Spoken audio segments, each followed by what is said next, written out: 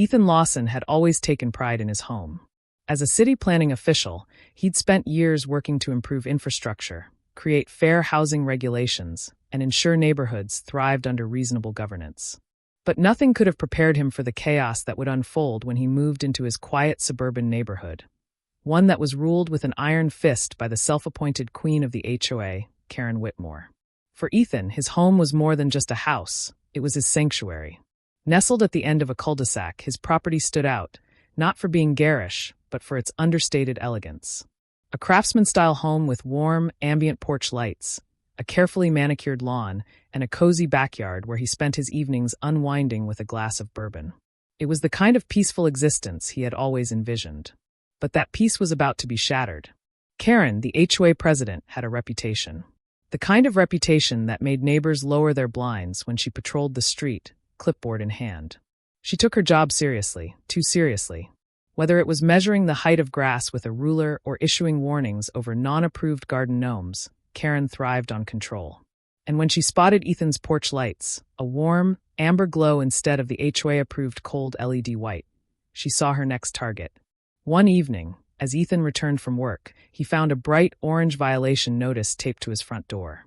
HOA violation notice. Your porch lights are non-compliant with HOA guidelines. Immediate correction is required to avoid penalties. Ethan raised an eyebrow, staring at the notice with a mix of amusement and disbelief. He knew the HOA rules like the back of his hand. After all, part of his job was helping neighborhoods craft them. And nowhere in their community agreement did it say porch lights had to be a certain color. The next morning, as he sipped his coffee on the porch, Karen approached, flanked by two board members, looking as smug as ever. "I see you got our notice," she said, folding her arms. Ethan took a slow sip before responding. "I did. And I read through the HOA guidelines again. Nowhere does it say my porch lights are non-compliant." Karen pursed her lips. The HOA board recently voted on an amendment. We're enforcing uniform lighting for community aesthetics. It's already been decided. Ethan set his mug down, a smirk tugging at the corner of his lips. Interesting. I wasn't informed of a vote. And as I recall, any amendments need to be filed properly with the city planning department before they can be enforced. Karen's confident expression faltered for just a moment before she recovered. "Well, regardless, non-compliance comes with a fine. I expect you to make the change within the next 48 hours. Ethan leaned back in his chair, crossing his arms. "I appreciate your concern, but my porch lights are well within my rights as a homeowner. You can take that fine and," he gestured vaguely, "file it where the sun doesn't shine." Karen's face turned red.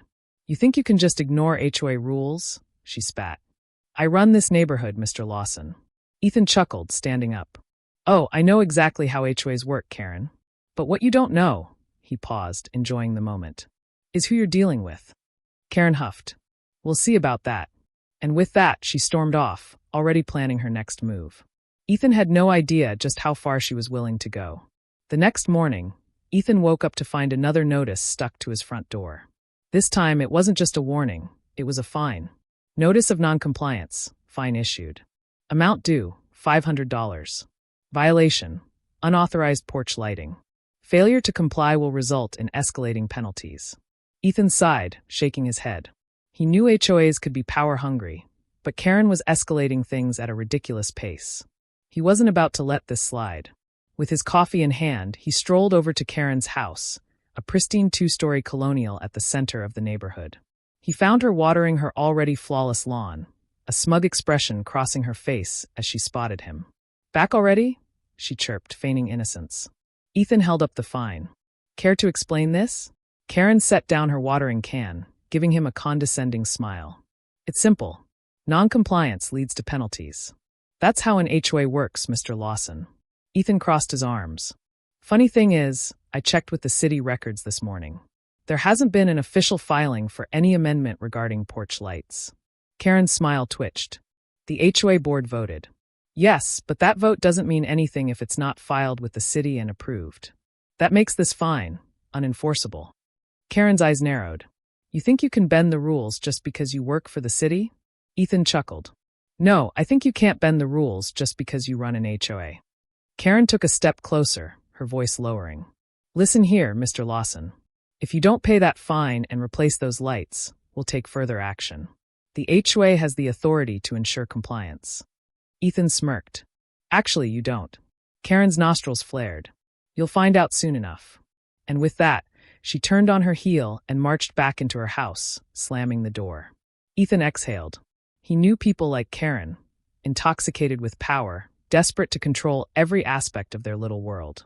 But what she didn't know was that she had just picked a fight with someone who knew the system inside and out. A few hours later, Ethan received another unwelcome surprise.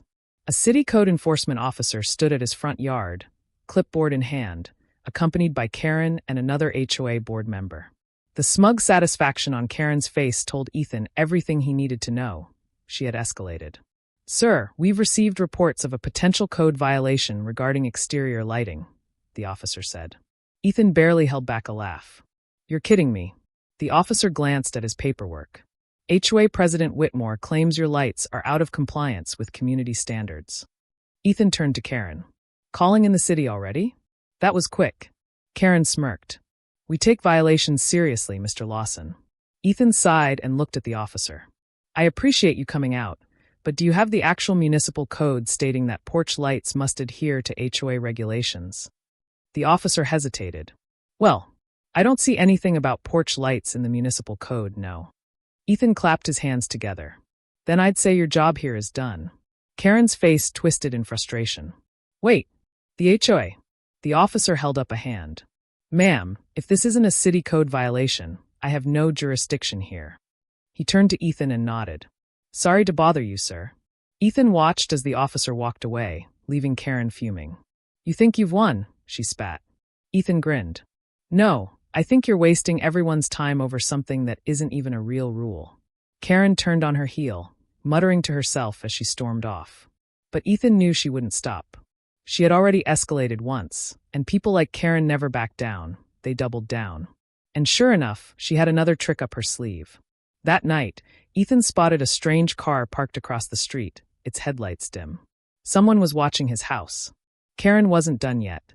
Ethan wasn't paranoid, but he knew when someone was watching him. The car parked across the street was a dead giveaway, an older sedan with tinted windows, idling with its lights dimmed. He could feel the presence of whoever was inside, lingering just long enough to be noticed. Karen had sent someone to spy on him. He let out a slow breath, shaking his head. "She's really going this far," he muttered. Deciding not to play into whatever game she was running, Ethan went inside, locked his doors, and checked his security cameras. Sure enough, the car sat there for nearly an hour before finally pulling away. The next morning, things got worse. A stack of new violation notices was stuffed into his mailbox. HOA violation report. Infraction number 1, non-compliant porch lighting, $500 fine.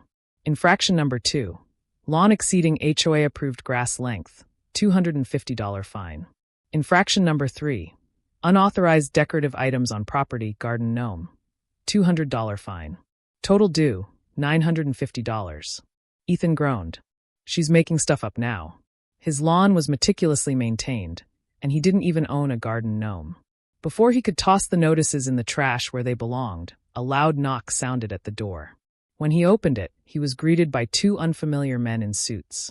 Behind them, Karen stood smugly with her arms crossed. "Mr. Lawson?" one of the men asked.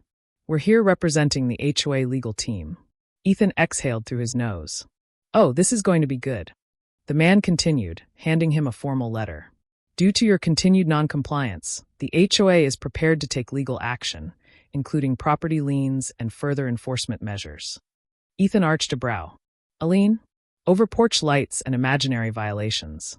Karen interjected, her voice dripping with satisfaction. "The HOA has authority, Mr. Lawson. If you won't comply, we have ways of ensuring compliance." Ethan chuckled, flipping through the letter. "You do realize that placing a lien requires actual legal standing, right? You can't just make up rules and steal property." Karen's smirk faltered. Ethan continued. "I checked with the city's legal department this morning. Your supposed new lighting rule isn't even an official amendment. And as for these other violations," he scoffed, "my lawn is trimmed, and I don't even own a garden gnome.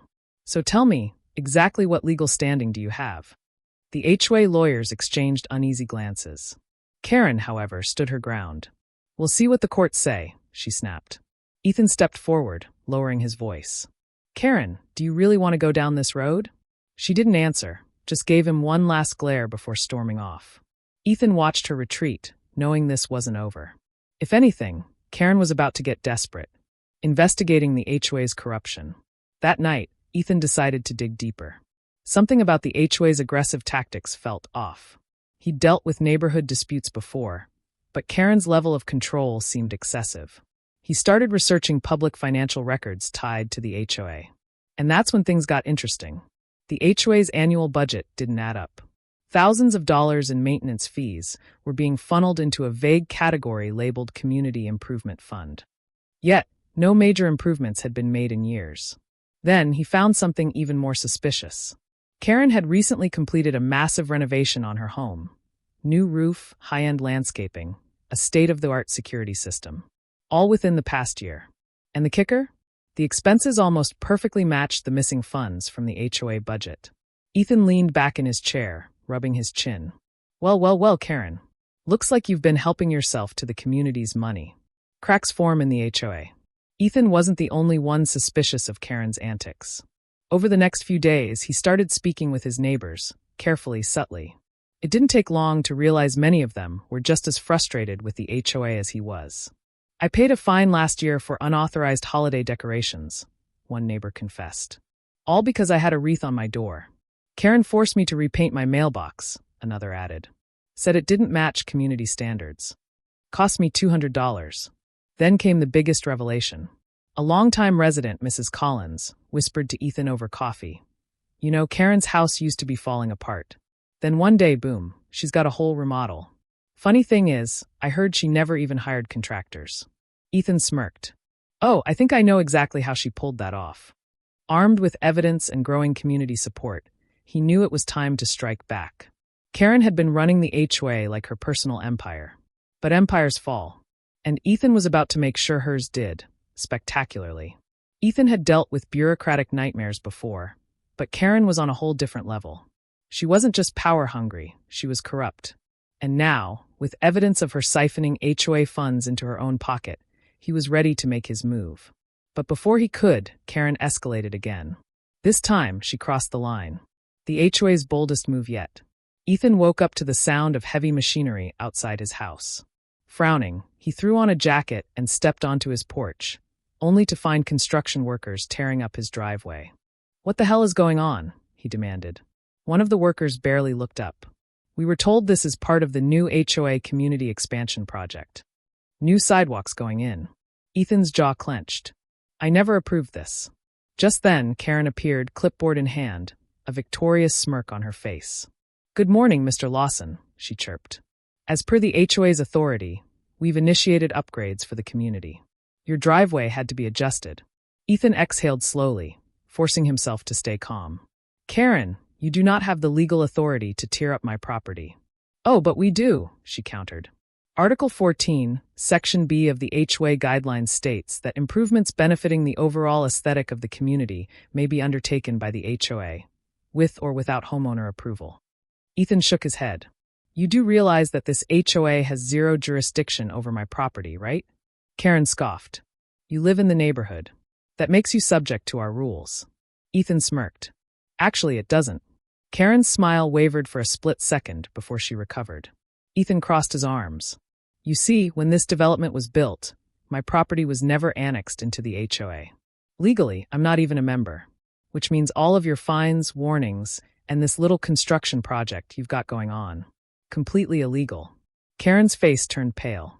That's not possible. Oh, it's very possible, Ethan said, pulling out his phone. And here's the best part. I've already reported this to the city. You just committed destruction of private property. As if on cue, a police cruiser rolled up to the scene, publicly humiliating the HOA. 2 officers stepped out of the vehicle, one of them immediately walking over to Ethan. Mr. Lawson? Ethan nodded. That's me. And I'd like to file a formal complaint for trespassing and property damage. Karen's eyes widened. Wait, he's in violation of HOA. The officer held up a hand. Ma'am, unless you can prove that his property is under your jurisdiction, you don't have a leg to stand on. Ethan handed over his paperwork. Here's the original property deed. No HOA affiliation. The officer examined the documents, then turned to Karen. "You've got a serious problem, ma'am," Karen stammered. But, we were just trying to enforce community standards." The officer's expression hardened. "What you've done is illegally alter someone's property. That's destruction of private property, and if Mr. Lawson wants to press charges, you're looking at criminal penalties." The gathered construction crew and neighbors watched in stunned silence. A few residents whispered to each other, clearly enjoying the downfall of their overbearing HOA president. Ethan shrugged. "I'd be happy to settle this the easy way, Karen. Fix my driveway, rescind all those bogus fines, and we'll call it even." Karen's face was bright red, but she knew she had no choice. Fine. But Ethan wasn't done yet, exposing the HOA's corruption. Later that evening, Ethan called for an emergency HOA meeting. And thanks to the spectacle that had unfolded earlier, nearly every homeowner showed up, eager to see what would happen next. Karen sat at the front, clearly on edge. She had no idea what was coming. Ethan stood up, clearing his throat. "Ladies and gentlemen, I've gathered you here because I've uncovered something disturbing about our beloved HOA." A murmur spread through the room. Ethan pulled out a stack of documents. "I've been reviewing HOA financial records, and it appears that thousands of dollars in community fees have mysteriously vanished into a slush fund labeled community improvement. But here's the problem. There haven't been any major improvements in years." Someone in the crowd gasped. Another neighbor whispered, "I knew it." Ethan continued. "But you know what has been improved? Karen's house." All eyes turned to Karen, who visibly flinched. Ethan held up the receipts. New roof, luxury landscaping, an entire home security system, all installed within the past year. And guess what? The costs match almost exactly with the missing HOA funds. Gasps filled the room. Karen jumped up. "This is outrageous," she shrieked. "He's lying." Ethan smirked. "Am I? Because I also spoke to the contractors who did the work. Guess who signed the invoices? You did." Karen's mouth opened and closed, but no words came out.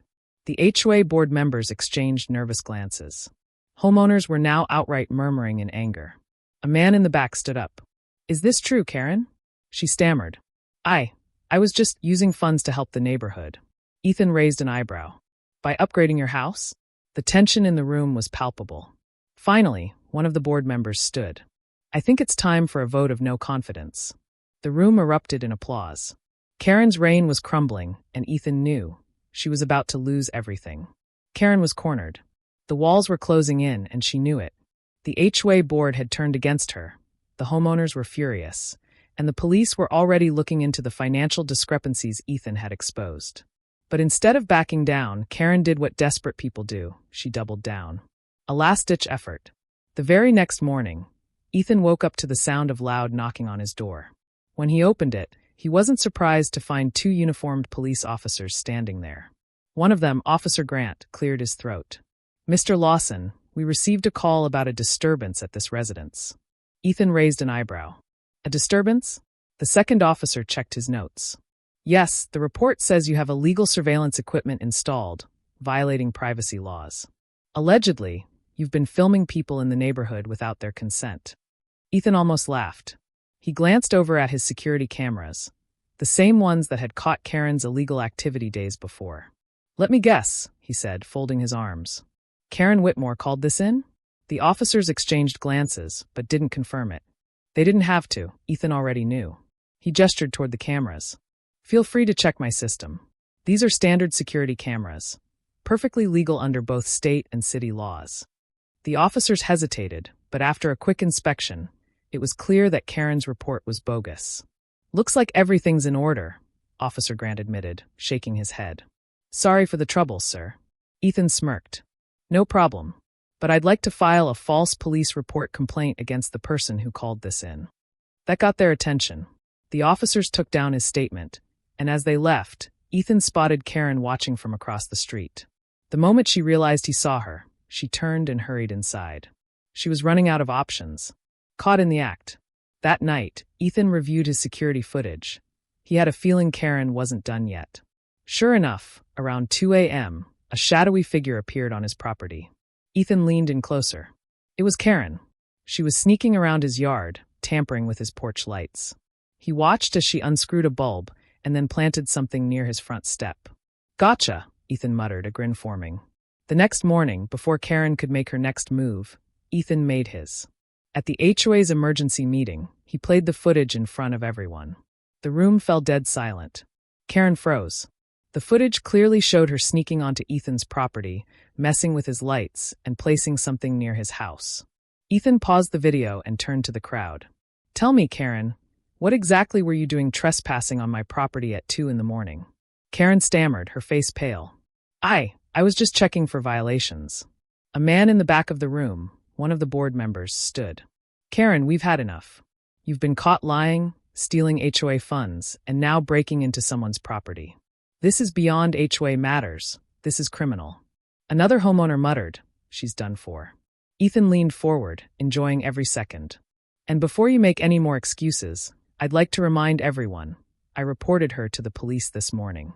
Karen gasped. A knock sounded at the door. 2 officers stepped inside. "Karen Whitmore," one of them asked. Karen bolted for the exit. The officers grabbed her. "You're under investigation for trespassing, harassment, and misuse of HOA funds," the officer stated. The crowd erupted into whispers. Karen, still struggling, screeched, "You can't do this. I'm the HOA president." Ethan smirked. "Not anymore." The board unanimously voted her out on the spot. Karen's reign of terror was over. Karen was dragged out of the HOA meeting in complete humiliation. The once untouchable tyrant had gone from handing out fines to being under investigation for multiple offenses. As the police took her away, Ethan leaned back in his chair, savoring the moment. The aftermath of Karen's reign. The HOA board members were visibly shaken. One of them, a middle-aged man named Richard, cleared his throat nervously. "Well, I think it's safe to say that Karen has been relieved of her duties." Murmurs of agreement filled the room. Another board member, a woman named Denise, hesitated before speaking. "What do we do now? The HOA is in shambles."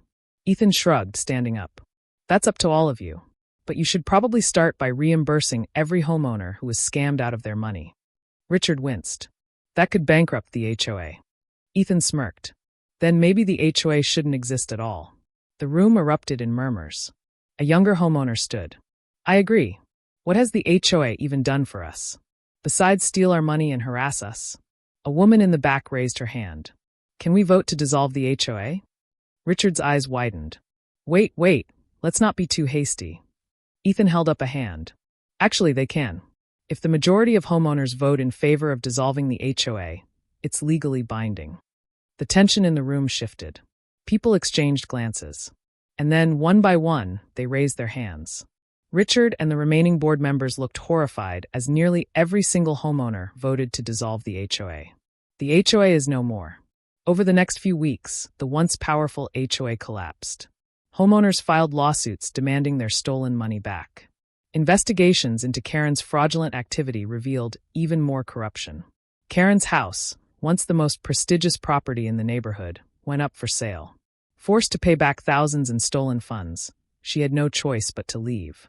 And the best part, the neighborhood thrived without the HOA. Homeowners decorated how they wanted. No more absurd fines. No more intimidation. And Ethan? He enjoyed his porch lights more than ever. Months later, life in the neighborhood had never been better. Without the HOA's ridiculous rules, homeowners were finally free. The streets were lined with homes full of personality. Some had colorful fences, others had lush gardens. No one was worried about getting fined over a mailbox color or porch lights. And Ethan? He spent most evenings relaxing on his porch, enjoying the warm amber glow of the lights Karen had once tried so hard to ban. Karen's fate. One afternoon, Ethan drove into town to grab coffee. As he waited in line, something caught his eye. At a desk near the entrance, wearing a cheap uniform and looking absolutely miserable, sat Karen. Ethan almost didn't recognize her. She was working as a property manager for a corporate HOA. The irony was so delicious that Ethan had to take a moment to compose himself before stepping forward. Karen looked up and froze. Her face turned red as she realized exactly who was standing in front of her. Ethan smirked. Well. Never thought I'd see you working for an HOA you don't control." Karen clenched her jaw. "Do you want something?" Ethan glanced at the sign on her desk. "Notice: failure to comply with HOA guidelines will result in penalties." He chuckled. "I just hope you enjoy following your own rules." Karen said nothing. She knew she had lost. As Ethan walked away, he couldn't help but smile. Justice had never felt so sweet. The end.